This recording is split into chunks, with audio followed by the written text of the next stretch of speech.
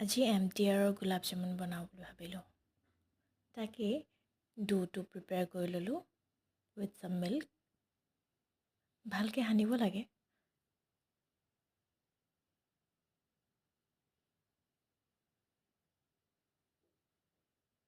সানি লৈ ভালকৈ গোল গোল কৰি ল'লোঁ, লাডু কৰি ল'লোঁ। তাৰপাছত সেই লাডুকেইটা ডিপ ফ্ৰাই কৰিব লাগে। বেছিকৈ ফ্ৰাই কৰিলে ভাল।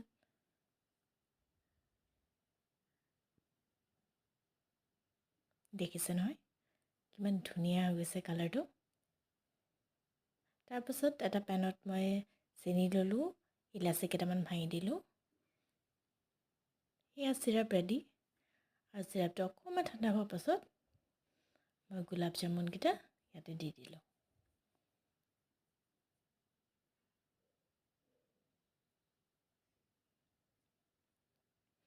এয়া মোৰ গোলাপ জামুন ৰেডি।